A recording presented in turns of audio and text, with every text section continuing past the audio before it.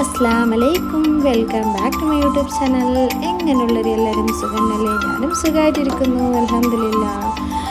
നമുക്കൊരു നല്ല അടിപൊളി നല്ല ടേസ്റ്റിയായ കടലക്കറി ഒന്ന് ഉണ്ടാക്കി നോക്കിയാലോ?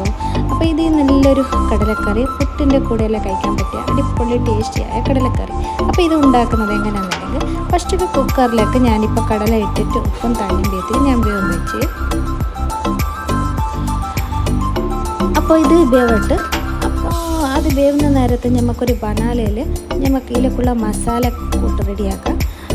ഫസ്റ്റിന് ഞാൻ കുറച്ച് ഓയിൽ ഒഴിച്ച് ബനാലക്ക്, എന്നിട്ട് ഇതിലേക്ക് ഇഞ്ചും വെള്ളുള്ളി ഇട്ടിട്ട് അതിലേക്ക് നീരുള്ളിയിട്ട് നമുക്ക് ഫ്രൈ ആക്കിയിട്ടെടുക്കാം.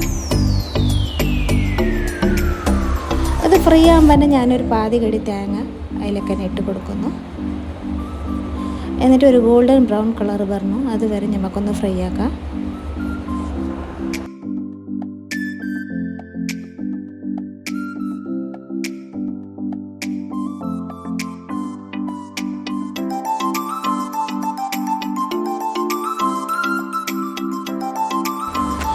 അപ്പോൾ അത് ഗോൾഡൻ ബ്രൗൺ കളർ വരുമ്പോൾ തന്നെ നമുക്ക് ഇതിലേക്ക് കൊത്തമ്പാരിപ്പൊടി, മഞ്ഞൾപ്പൊടി, മുളക് പൊടി ഇട്ടിട്ട് ഒന്ന് അതിൻ്റെ സ്മെല്ല് പോകത്തോളം ഒന്ന് ഫ്രൈ ആക്കിയിട്ടെടുക്കണം.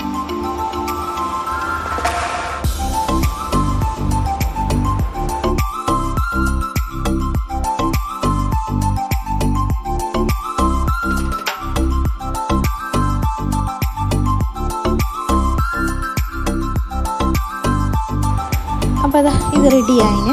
ഇനി പിന്നെ മിക്സി ജാറിലേക്ക് ഇട്ടിട്ട് നമുക്കൊന്ന് അടിച്ചിട്ടെടുക്കാം. നല്ല പേസ്റ്റ് പോലെ നല്ല അടിച്ചിട്ടെടുക്കാം നമുക്ക്.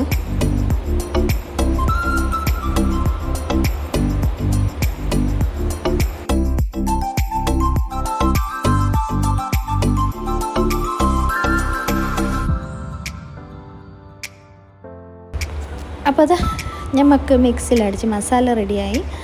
അപ്പോൾ നെക്സ്റ്റ് ഞാനൊരു ബനാല വെക്കുന്നു. അതിലേക്ക് കുറച്ച് ഓയിൽ ഒഴിച്ച് കൊടുത്തിന്.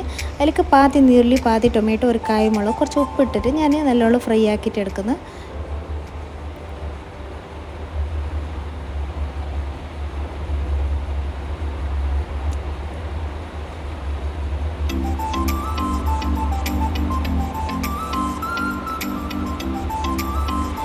ഇതിപ്പോൾ ഫ്രൈ ആയതുകൊണ്ട് വന്ന്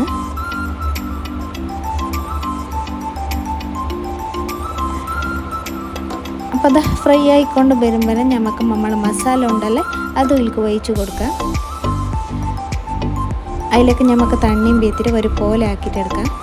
എന്നിട്ട് നമ്മൾ വേവിച്ച് വെച്ച കടല ഉണ്ടല്ലേ അതും നമുക്ക് ഇതിലേക്ക് ചേർത്ത് കൊടുക്കാം.